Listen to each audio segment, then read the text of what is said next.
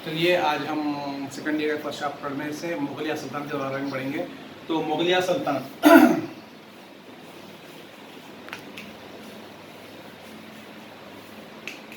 मुगलिया सल्तनत की बुनियाद किसने रखी थी, किस तरह से वो हिंदुस्तान पर हमलावर हुए थे और किस तरह से मुग़लों के 6 बादशाहों ने हिंदुस्तान के शुमाली और जनूबी इलाके पर हुकूमत की थी, इसके ताल्लुक से हम लेक्चर होंगे आज इंशाल्लाह। तो उससे पहले हम मुग़लों की थोड़ी सी तमहीद, थोड़ी सी मुख्तसर तारीख देखेंगे। तो मुग़ल कहो या मंगोल, ये मंगोल कबीले से ताल्लुक़ रखने वाले वस्त एशियाई बाशिंदे थे। यानी कि मंगोल एक नस्ल है जो वस्त एशिया में एक कबीला है मंगोल बोल के। तो मंगोल को ही मुग़ल कहा जाता है। ये वस्त एशिया के रहने वाले थे। वस्त एशिया में एक इलाका है मंगोलिया बोल के, मंगोलिया इलाके के ये बाशिंदे थे। तो ये 13वीं सदी में हिंदुस्तान पर हमलावर हुए। सबसे पहले मंगोलों ने हिंदुस्तान पर 13वीं सदी ईस्वी में हमलावर हुए थे। उनका एक सरदार था जिसका नाम था चंगेज खान। चंगेज खान एक बहुत ही बहादुर जंगजू और एक बहुत ही कामयाब हुक्मरान गुजरा है। चंगेज खान ने अब अज़ाइम बना लिए थे कि वस्त एशिया से निकलकर वो दुनिया के दीगर हिस्सों पर भी हुकूमत करेगा, अपने सल्तनत में शामिल कर लेगा। ये चंगेज खान का इरादा था। तो चंगेज खान जो एक बहादुर जंगजू था, तो उसका ताल्लुक जो था मंगोलिया से था। तो वो हिंदुस्तान पर हमलावर हुआ। जब वो चंगेज खान हिंदुस्तान पर हमलावर हुआ, तब हिंदुस्तान में गुलामा खानदान के हुक्मरान अल्तमश की हुकूमत थी। गुलामा एक अलग सल्तनत है, इसकी अलग से एक तारीख है। गुलामा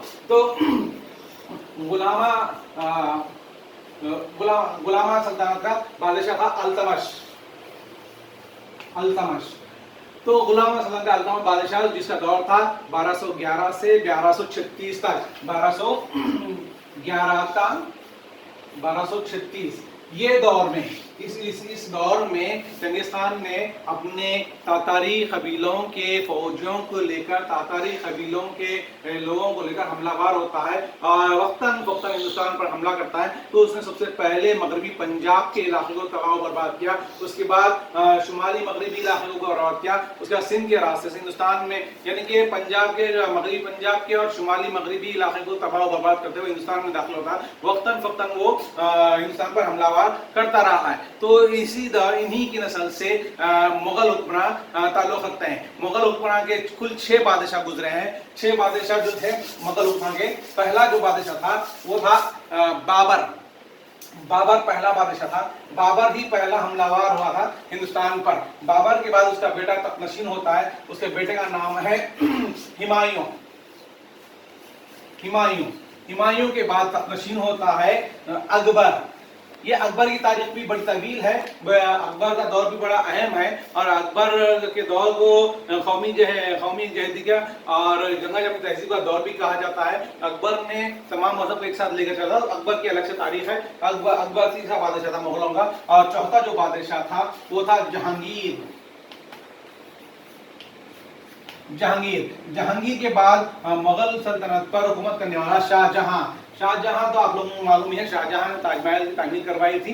तो शाहजहां ये 5वां बादशाह था। शाहजहां को तारीख में खुर्रम के नाम से भी याद किया जाता है। शाहजहां के बाद छठा जो बादशाह था वो औरंगजेब। इन 6 बादशाहों ने तकरीबन 350 साल हिंदुस्तान पर हुकूमत की थी। शुमाल से लेकर जनूब तक इनकी सल्तनत वसाअत थी और ये मुस्तहकम और कामयाब सल्तनत चलाए हैं। तो इस तरह से बाबर ने जब बुनियाद रखी थी मुगलिया सल्तनत की, तब जो था उस वक्त हिंदुस्तान में अल्तमश के चंगेज खान के दौर में तो अल्तमश था, लेकिन बाबर का हमलावर होने का तो हिंदुस्तान की दहली सल्तनत पर जो था वो था इब्राहिम लोधी का जो दौर रहा है 1517 से 1526, यानी कि तकरीबन तकरीबन एक 8 साल का जो दौर रहा है इब्राहिम लोधी के दौर में बाबर हमलावर होता है हिंदुस्तान पर हमलावर होता है। तो उस वक्त तो इसके अलावा क्या है बोले तो बाबर जब हिंदुस्तान पर हमलावर हुआ था तो हिंदुस्तान की सियासी हालत कुछ ठीक नहीं थी। हिंदुस्तान में सियासी इंतशार बरपा था, क्योंकि ये 16वीं सदी की आखिरी हिस्से का दौर था। तो मुस्लिम हिंदुस्तान में मुस्लिम हुक्मरान कर रहे थे। तो 16वीं सदी के आखिरी दौर में हिंदुस्तान के जो मुस्लिम हुक्मरान थे दो ग्रुपों में तकसीम थे। दो ग्रुपों में किस तरह से तकसीम थे? पहला ग्रुप जो था शुमाली ग्रुप कहलाता था।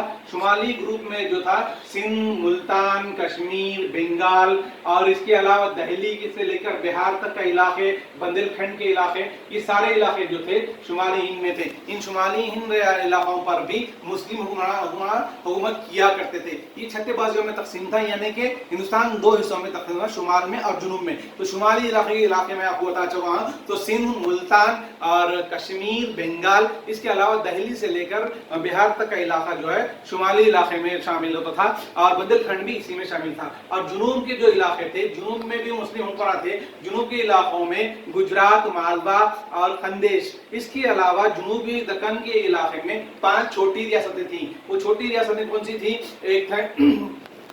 एक थी बीजापुर, दूसरी अहमदनगर, तीसरी बर्रार, चौथी बिदर और पांचवी गोलकुंडा। ये छोटी रियासतें, इन छोटी रियासतों पे छोटे छोटे हुकूमत करते थे, जागीरदार हुकूमत करते थे, अलग अलग सल्तनतें, यानी कि ये दो ग्रुपों में बंट जाने की वजह से एक दूसरे के खिलाफ थे।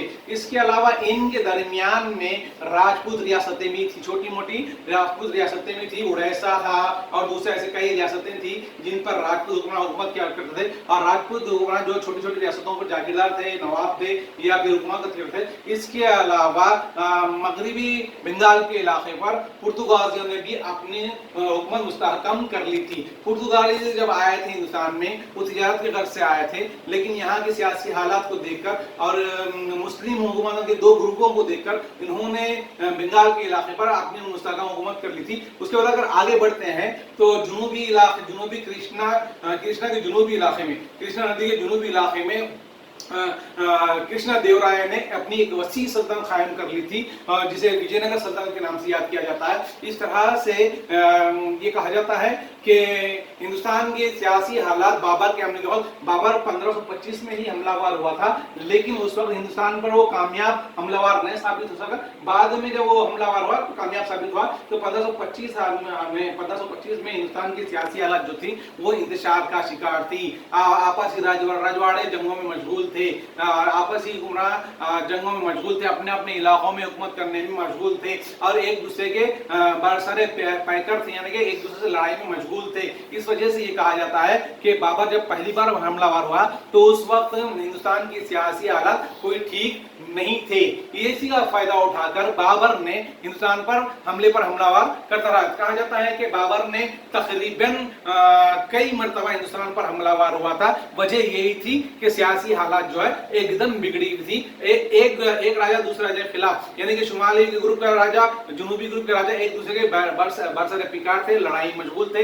इधर पुर्तगालियों ने अपना मुस्तहकम हुकूमत कायम करना शुरू कर दी थी, अपनी हुकूमत कायम करनी शुरू कर दी थी। जुनूबी कृष्णा नदी के जुनूबी इलाके में कृष्णा देव राय अपनी सल्तनत को मुस्तहकम मजबूत कर लिया था, जो विजयनगर सल्तनत कहलाती थी। एक हिंदू सल्तनत थी, बहुत वसी सल्तनत थी। इस वजह से ये मौरखीन नहीं मानते हैं कि बाबर के हमले के बाद हिंदुस्तान की सियासी हालत कोई ठीक नहीं थी। तो बाबर जो हमलावर हुआ था 1525 से ही वो हमलावर होना शुरू हुआ था, लेकिन उसे कामयाबी नहीं मिली थी। लेकिन बाबर का जो दौर रहा है, बाबर जो कामयाब रहा है 1526 था, 1530 का ये बाबर का दौर रहा है।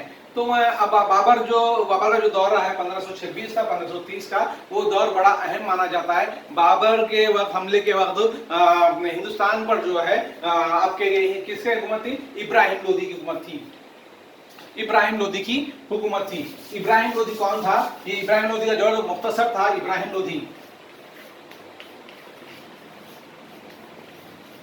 इब्राहिम लोदी का दौर जो है 1517 से 1500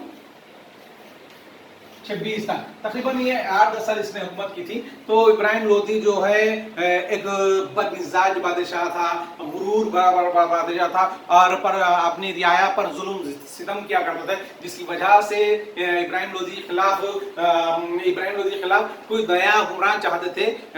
दहली सल्तनत के दहली बाशिंदे और दहली सल्तनत को तब्दील करना चाहते थे। तो दहली पर उस वक्त जो थी इब्राहिम लोदी की हुकूमत थी 1526 से पहले। 1517 से 1526 तक इब्राहिम लोदी का दौर रहा। इब्राहिम लोदी ने बहुत ही घमंडी बादशाह था, बहुत ही गुरूर भरा बादशाह था, और अपनी रियाया के साथ, अपने रिश्तेदारों के साथ भी उसका सलूक सही नहीं था, अपने वजीरों के साथ भी उसका सलूक सही नहीं था, जिसकी वजह से इससे इब्राहिम लोदी से इसके रियाया भी बदजन हो गई थी, इसके रिश्तेदार भी बदजन हो गए थे, इसके वज़रा भी बदजन हो गए थे। इसलिए ये चाहते थे कि दहली पर कोई दूसरे